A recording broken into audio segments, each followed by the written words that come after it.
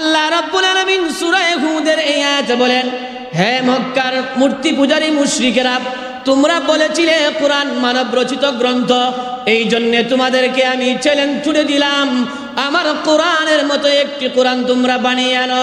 আমি যখন দেখলাম তোমাদেরকে পূর্ণ কোরআনের চ্যালেঞ্জ দিয়ে তোমরা কোরআনের মতো আর একটি কোরআন বানিয়ে আনতে পারো না, এই জন্য চ্যালেঞ্জটা এবং কোরআনের মতো কোরআন বানিয়ে আনার জন্য তোমাদের জন্য চ্যালেঞ্জটা আমি আর একটু সহজ করে দিলাম। পূর্ণ কোরআনের মতো কোরআন বানিয়ে আনার কোনো প্রয়োজন নাই। তোমরা যদি পারো তাহলে কোরআনের 10টি সূরার মতো 10টি সূরা নিয়ে আসো। পুরা কোরআন লাগতো না, কোরআনের যে কোনো 10টি সূরার মতো 10টা সূরা বানিয়ে আনো। মহান রব্বে করিম আমাদেরকে এমন একটি কিতাব দান করেছেন, যেই কিতাবের সমমর্যাদার আর কোন কিতাব পৃথিবীতে আল্লাহ রব্বুল আলামিন অবতীর্ণ করেন নাই।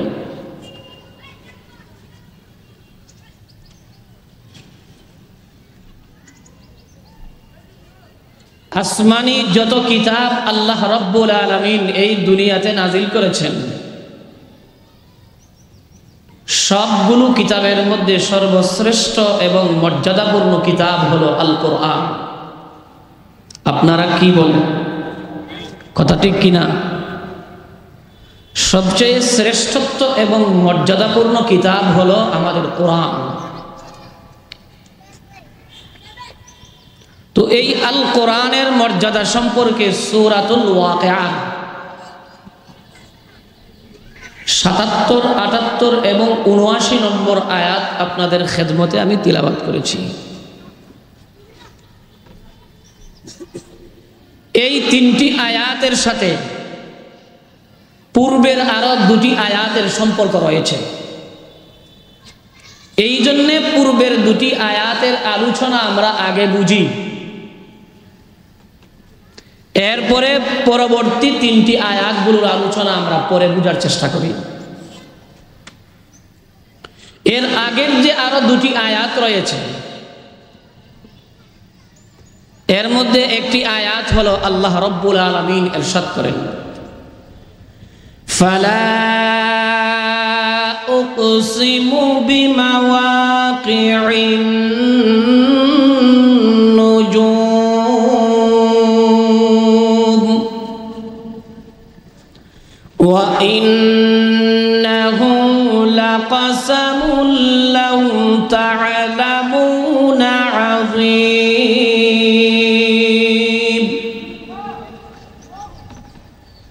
এর আগের 2টি আয়াত, প্রথম আয়াতে আল্লাহ রব্বুল আলামিন বলেন যে আমি মহান আল্লাহ তাআলা আকাশের নক্ষত্ররাজি অস্ত যাওয়ার স্থান অথবা সময়ের শপথ করে বলি, ওয়া ইন্নাহু লাকাসামুন লাউ তা'লামুনা আযীম। এবং আমি মহান রব্বুল আলামিন এই যে শপথ করলাম, আমার এই শপথ করাটা বড় মহান, যদি তোমরা বুঝতে পারো। প্রথম আয়াতে আল্লাহ রাব্বুল আলামিন ঘোষণা দিলেন, আমি মহান রব্বুল আলামিন আকাশের নক্ষত্ররাজির অস্তাচলের শপথ করলাম। 2 নম্বর আয়াতে আমি আল্লাহ রাব্বুল আলামিন ঘোষণা দিলাম, আমি আল্লাহ রাব্বুল আলামিন যে শপথ করি এই শপথটা বড় মহান, এই শপথ বড় মহিমান্বিত, যদি তোমরা বুঝতে পারো। আমি আকাশের নক্ষত্ররাজির অস্তাচলের শপথ করে বলি, এবং আমার শপথটা বড় মহিমান্বিত শপথ, বড় সম্মানিত শপথ। এই 2 আয়াতে আল্লাহ রব্বুল আলামিন শপথ করেছেন। আল্লাহ রব্বুল আলামিন কোরআনের ক্ষেত্রে আল্লাহ রব্বুল আলামিনের একটা পরিষ্কার নিয়ম হচ্ছে, আল্লাহ অনেক সময় অনেক বিষয়ের শপথ করেন, কসম করেন, শপথ করে কসম করে। গুরুত্বপূর্ণ বিষয়ের আলোচনা করেন। তো এই যে দুটি আয়াত আপনাদের সামনে তিলাওয়াত করলাম এবং এই তিলাওয়াতকৃত দুটি আয়াতে আল্লাহ রব্বুল আলামিনের শপথের কথা আলোচনা করলাম। এই শপথ করে কসমকে আল্লাহ রব্বুল আলামিনের উদ্দেশ্য কি, আল্লাহ তাআলার ইচ্ছা কি, এই দুটি আয়াতে শপথ করে আল্লাহর শপথের উদ্দেশ্য এবং আল্লাহর শপথের ইচ্ছার কথা আল্লাহ আলোচনা করেছেন আমার বিজ্ঞাপনে দেওয়া ৭৭, ৭৮ এবং ৭৯ নম্বর আয়াতে। এরপরে আল্লাহ রব্বুল আলামিন ধারাবাহিক আয়াতগুলোতে বলেন, ইন্নাহু লাকুরআনুন কারীম।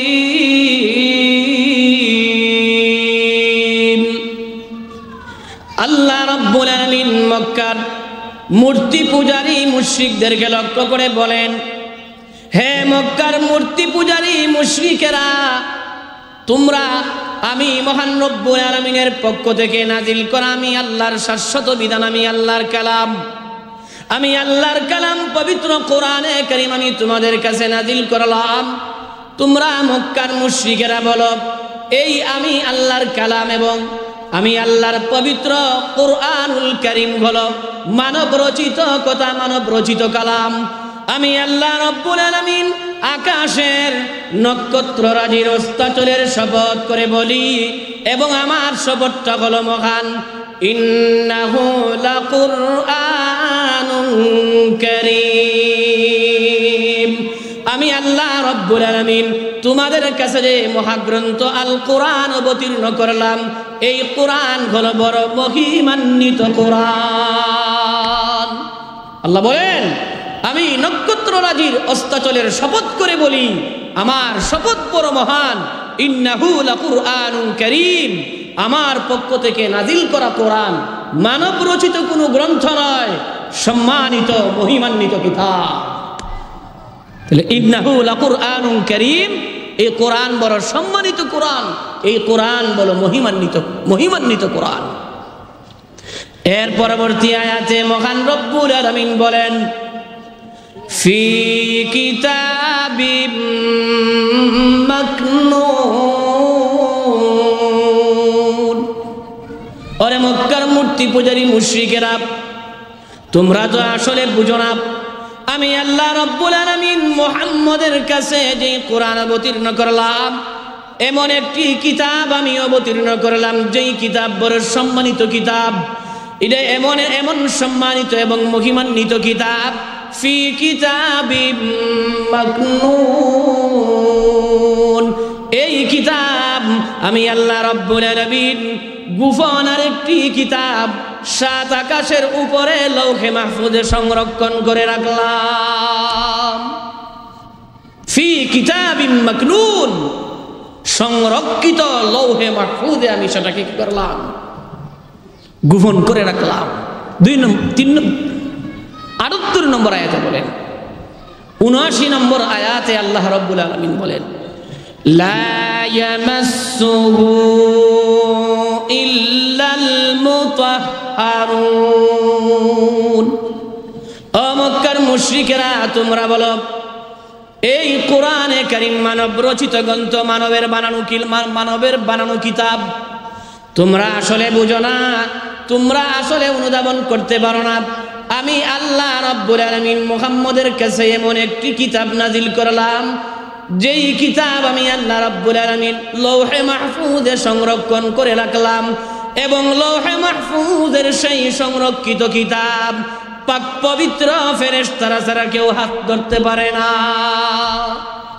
সংরক্ষিত কিতাবে লৌহে মাহফুজে সংরক্ষিত যে কিতাব আছে, সেই কিতাবে পাক পবিত্র ফেরেশতারা ছাড়া আর কেউ স্পর্শ করতে পারে না।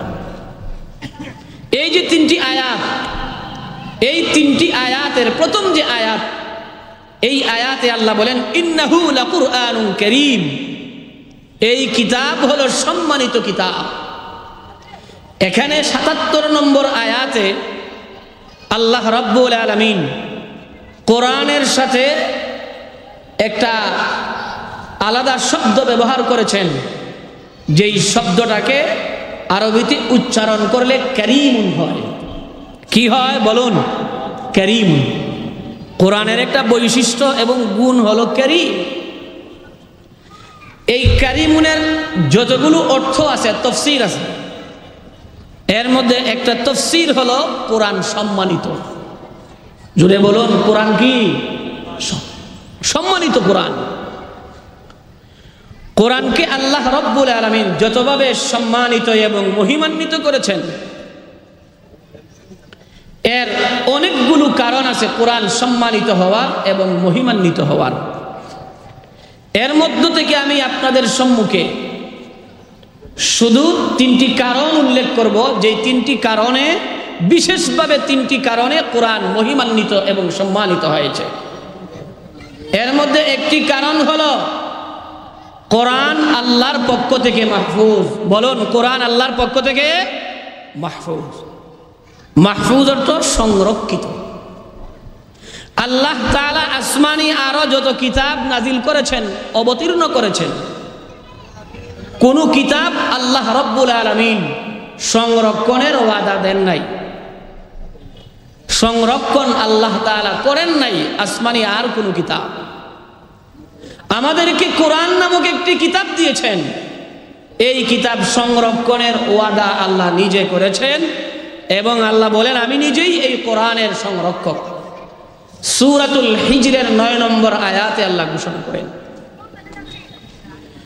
ইন্না নাহনু নাযালনা যিকরা ওয়া ইন্না লাহু লাহাফিজুন।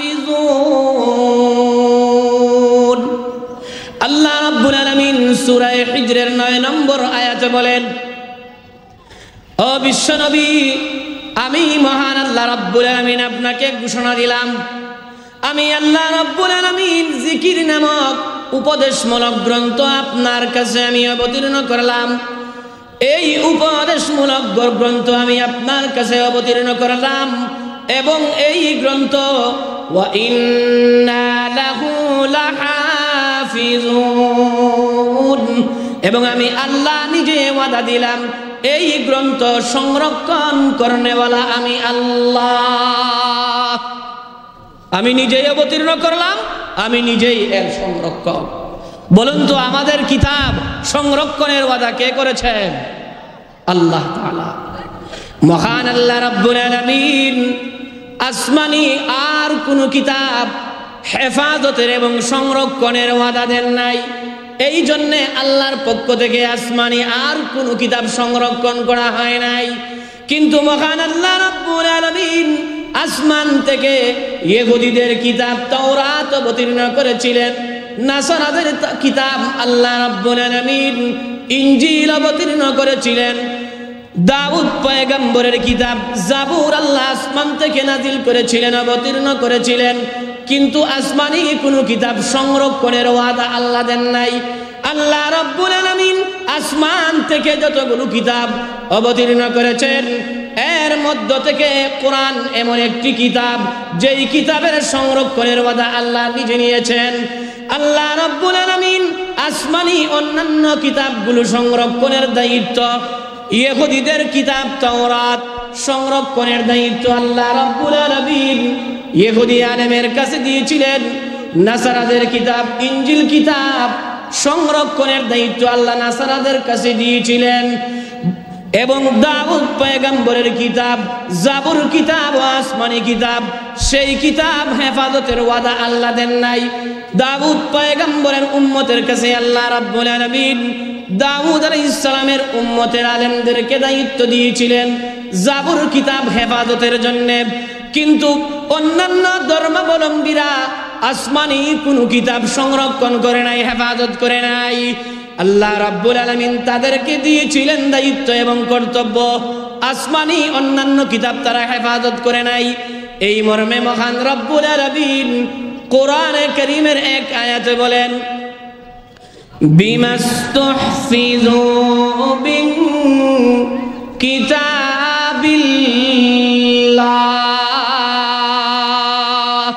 আল্লাহ রাব্বুল আলামিন বলেন, ইহুদি আলেমদেরকে দায়িত্ব দিয়েছিলাম তাওরাত হেফাজত করার জন্য, হেফাজত করে নাই। খ্রিস্টানদের আলেমদেরকে দায়িত্ব দিয়েছিলাম খ্রিস্টান ধর্মগ্রন্থ ইনজিল হেফাজত করার জন্য, হেফাজত তারা করে নাই। দাউদ পয়গম্বরের উম্মতকে দিয়েছিলাম জাবুর কিতাব হেফাজত করার জন্য, তারা জাবুর কিতাব হেফাজত করে নাই। ওগো বিশ্ব নবী, আমি আল্লাহ রাব্বুল আলামিন আপনাকে এমন একটি কিতাব কোরআনে কারীম দান করলাম। এই কোরআনে কারীম নাজিল করলাম আমি আল্লাহ, সংরক্ষক হলাম আমি আল্লাহ। নাজিল করছেন কে? আরো জোরে বলুন কে? আল্লাহ বলেন আমি নাজিল করছি, আমি তার হেফাজত করব। আল্লাহ নিজেই কোরআনের হেফাজত করেছেন। এই জন্যে আজ থেকে 1400 বছর পূর্বে, 1500 বছর পূর্বে কোরআনে কারীম অবতীর্ণ হয়েছিল আমাদের নবীর কাছে। এই নবীর কাছে যেমন কোরআন নাজিল হয়েছিল, 1500 বছরের ভিতরে নবীর যুগ থেকে নিয়ে আজ পর্যন্ত 1500 বছর চলে গেল। আজ পর্যন্ত 1500 বছর চলে গেল। এই 1500 বছরের ভিতরে রাসূলের যুগ থেকে নিয়ে, নবীর যুগ থেকে নিয়ে কত পণ্ডিত জন্ম নিয়েছে, কত সাহিত্যিক জন্ম নিয়েছে, কত কবি জন্ম নিয়েছে, আরবি ভাষার বড় বড় পণ্ডিত জন্ম নিয়েছে। কিন্তু আরবি ভাষার কোনো পণ্ডিত সাহস করতে পারে নাই কোরআনের মতো আর কোনো কোরআন বানাইতে। কোনো সাহিত্যিক পারে নাই কোরআনের মধ্যে, কোনো আরবি সাহিত্যিক বড় থেকে বড় পণ্ডিত কেউ পারে নাই 1500 বছরের ভিতরে কোরআনের শুরু থেকে শেষ পর্যন্ত একটা জের এবং জবর, একটা হরফের পরিবর্তন ঘটাতে। পারছে কেউ পরিবর্তন করত? 1500 বছরের ভিতরে কেউ পারে নাই কোরআনের কোনো পরিবর্তন ঘটাতে। কিন্তু আসমানি অন্যান্য কিতাব পরিবর্তন হয়ে গেছে, বিকৃত হয়ে গেছে। ইহুদিরা তাদের ধর্মগ্রন্থ তাওরাতকে বিকৃত করেছে, নাসারারা তাদের ধর্মগ্রন্থ ইনজিলকে বিকৃত করেছে, এবং অন্যান্য ধর্মের আলেমরা তাদের ধর্মীয় গ্রন্থ পরিবর্তন করেছে। আল্লাহর কিতাব কোরআন এমন একটি কিতাব, যেই কিতাবে 1500 বছরের ভিতরে কোনো পরিবর্তন করা হয় নাই। 1500 বছরের ভিতরে কোনো পরিবর্তন করা হয় নাই। তাহলে আল্লাহ পাক কোরআনকে সম্মানিত করেছেন। সূরাতুল ওয়াকিয়ার 77 নম্বর আয়াতে বলেছেন, ইন্নাহু লাকুরআনুন কারীম। আমি আল্লাহ এই কোরআনকে সম্মানিত করলাম। সম্মানিত কিভাবে? আল্লাহ পাক বিশেষভাবে এই কোরআনকে 3টি পদ্ধতিতে সম্মানিত করেছেন। এর মধ্যে 1 নম্বর পদ্ধতি হলো, কোরআনে আজও পর্যন্ত কেউ পরিবর্তন করতে পারে নাই। যেভাবে আল্লাহ নাজিল করেছিলেন সেইভাবে কোরআন সংরক্ষিত আজও পর্যন্ত আছে। এর কারণ আল্লাহ নিজেই এর সংরক্ষক। বলুন, কোরআনে কারীমের সংরক্ষক কে? আল্লাহ। এটা কোরআনের শ্রেষ্ঠ মর্যাদা এবং সম্মানের 1 নম্বর কারণ। কোরআন সর্বশ্রেষ্ঠ কিতাব হওয়ার, মর্যাদাপূর্ণ কিতাব হওয়ার 1 নম্বর কারণ। কোরআন সর্বশ্রেষ্ঠ গ্রন্থ হওয়ার এবং সম্মানিত হওয়ার 2য় নম্বর কারণ, কোরআন হলো মুজিজ, অর্থাৎ কোরআন হলো অক্ষমকারী কিতাব। এই কিতাব এমন একটি কিতাব, যেই কিতাব যে সময় অবতীর্ণ হয়েছিল ওই সময়ের আরবি ভাষার বড় থেকে বড় আরবি সাহিত্যিক, আরবি পণ্ডিত এবং আরবি ভাষার বাগ্মীদেরকে অক্ষম করে দিয়েছিল। কোরআনের মতো আরেকটি কোরআন বানাতে পারে নাই, কোরআনের আয়াতের মতো আরেকটি আয়াত তৈরি করে নিয়ে আসতে পারে নাই, কোরআনের সূরার মতো ছোট্ট একটি সূরাও তারা বানাতে পারে নাই। কোরআন হলো অক্ষমকারী কোরআন। কোরআন যখন প্রথম রাসূলের কাছে নাজিল হয়েছে, আল্লাহ যখন রাসূলের কাছে কোরআন অবতীর্ণ করা শুরু করলেন এবং রাসূল কোরআনের বাণী মানুষের কাছে প্রচার করতে লাগলেন, তখন মক্কার মূর্তি পূজারী মুশরিকেরা বলতে শুরু করলো, আরে মুহাম্মদের কাছে যেই কালাম নাজিল হয়, মুহাম্মদের যেই কালামকে আল্লাহর কালাম বলে দাবি করে, এই কালাম তো আসলে মুহাম্মদের কালাম নয়, এই কালাম আল্লাহর কালাম নয়, এই কালাম মুহাম্মদের বানানো কালাম। এই কালাম এবং এই কথা মানব রচিত কথা, মানব রচিত গ্রন্থ, এটা আল্লাহর পক্ষ থেকে আসমান থেকে নাজিল করা কিতাব নয়। এই কথা বলে তারা মুহাম্মদের কালামকে উড়িয়ে দিল, কোরআনকে উড়িয়ে দিল, যে আমরা এই কোরআন মানি না। তুমি বলো এটা আল্লাহর কালাম, আসমান থেকে নাজিল হইছে, আমরা মানি না, এটা মানব রচিত গ্রন্থ, মানুষের লেখা কিতাব। এই অভিযোগ তারা নবীর প্রতি ছুড়ে মারলো, কোরআনের প্রতি অভিযোগ তুললো, আঙ্গুল তুললো যে এই কোরআন মুহাম্মদের বানানো মানব রচিত কিতাব। এরপরে আল্লাহ তাদের এই কথার জবাব দিছেন 3 ধাপে। কয় ধাপে জবাব দিছেন? 3 ধাপে। প্রথম ধাপে আল্লাহ রব্বুল আলামিন তাদেরকে জবাব দিছেন যেই পদ্ধতিতে, এই পদ্ধতির বিবরণ দিয়ে সূরাতুল ইসরার 88 নম্বর আয়াতে আল্লাহ ইরশাদ করেন, قل إن اجتمعت الإنس والجن على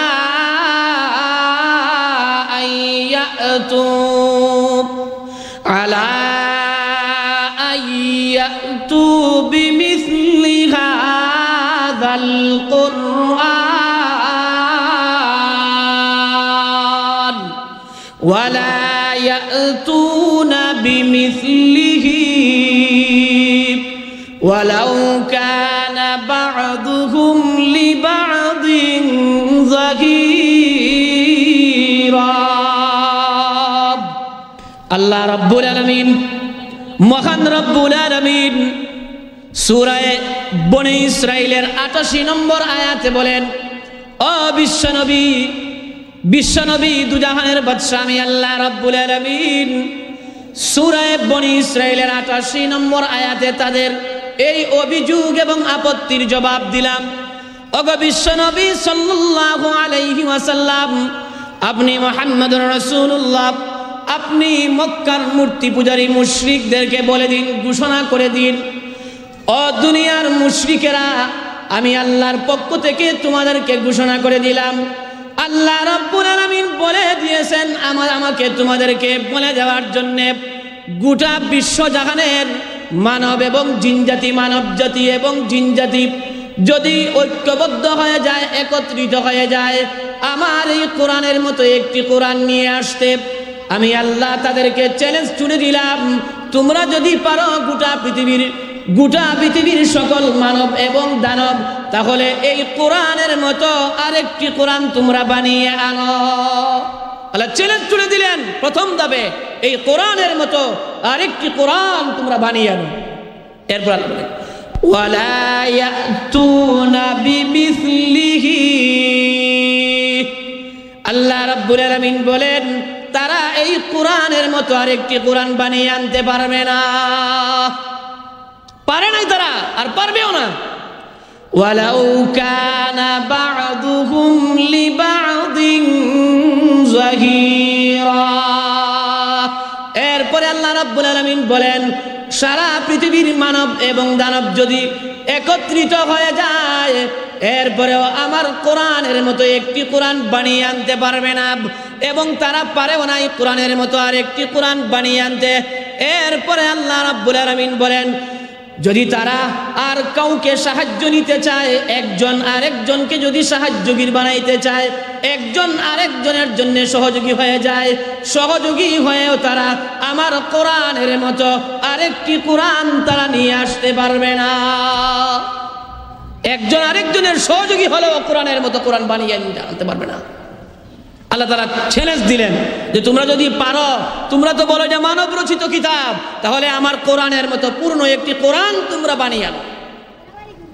আল্লাহর এই চ্যালেঞ্জ তারা গ্রহণ করতে পারে নাই, তারা সক্ষম হয় নাই কোরআনের মতো আরেকটি কোরআন বানিয়ে আনতে। আল্লাহ যখন দেখলেন যে আমি পূর্ণ কোরআনের চ্যালেঞ্জ দেওয়ার পরে পূর্ণ কোরআনের মতো একটি কোরআন তারা বানিয়ে আনতে পারে নাই, তো এদেরকে আরেকটু চ্যালেঞ্জের রশিটা আরেকটু লম্বা করে দেই, চ্যালেঞ্জের রশিটা, দেখি তারা পারে কিনা, আরেকটু সুযোগ দেই তাদেরকে। তো আল্লাহ রাব্বুল আলামিন তাদেরকে আরেকটু সুযোগ দিলেন। আরেকটু সুযোগ দিয়ে আল্লাহ বলেন, কুল ফাতু বিআশরি সুওয়ারিন মিসলিহি মুফতারায়াত ওয়া ইন ইস্তাওয়াদউ মান ইসতাতা'তুম মিন দুনিল্লাহি ইন কুনতুম সাদিকিন।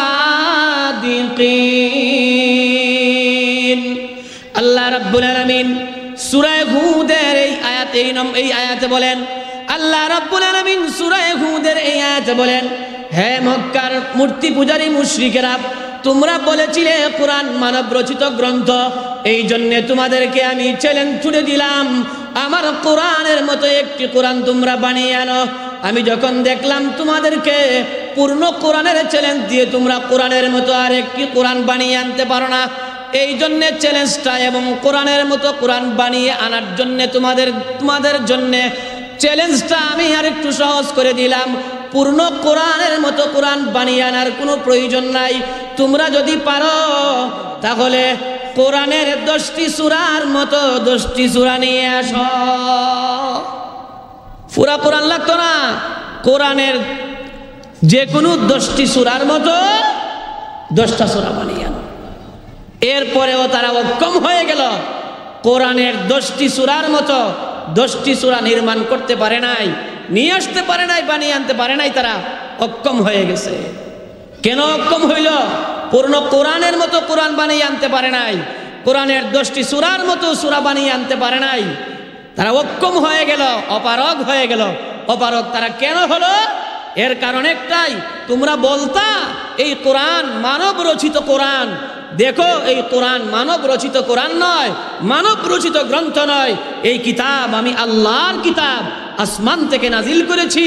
এই কিতাবে কোনো সন্দেহ নাই, মুহাম্মদের বানানো কিতাব নয়, আমি আল্লাহর পক্ষ থেকে জিবরিল আমিনের মাধ্যমে নাজিল করা এক সত্য গ্রন্থ। 10টা সূরার চ্যালেঞ্জ তারা গ্রহণ করতে পারে নাই, অক্ষম হয়ে গেছে। এরপরে আল্লাহ তাআলা তাদেরকে চ্যালেঞ্জের রশ্মিটা আরো লম্বা করে দিলেন, দেখি আর একটু সহজ করে দেই, দেখি পারোনি তোমরা। এরপরে আল্লাহ তাআলা আরেকটু ছোট্ট করে চ্যালেঞ্জ দিলেন। সূরা বাকারার 23 নম্বর আয়াতে বলেন, ওয়া ইন কুনতুম ফি রাইবিম মিম্মা